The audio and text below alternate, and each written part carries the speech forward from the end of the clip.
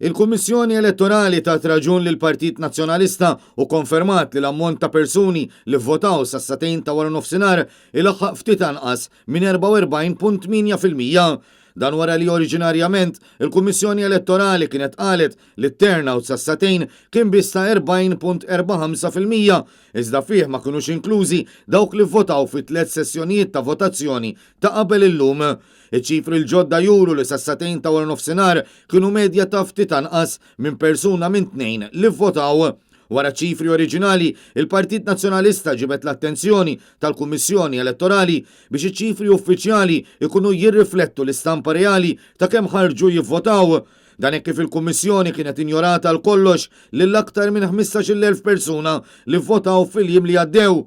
Bekku smat li sa' satejn ta' wara nofsinhar ivvotaw b'kollox ftit anqas minn 160,000 mit 355,075 persuna irreġistrati fl-aħħar reġistru elettorali.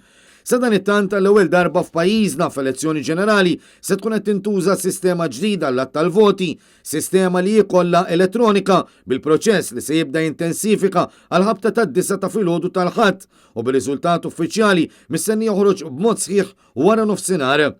Wara l-proċess tal-votazzjoni tas-Sibt li jintemm fl-10 ta' filgħaxija issir rikonċiljazzjoni fil-post qabel ma l-kaxxi jitwasslu fiċ-ċentru tal-att tal-voti.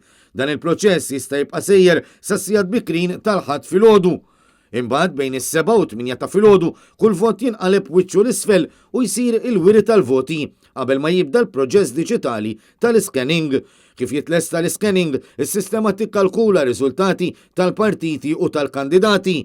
Minn hawn il-pubbliku jrid jistenna n-numru ta' sigħat qabel il-konferma u l-pubblikazzjoni ta' riżultati li sa dak il-ħin ħadd mhu se jkun rom.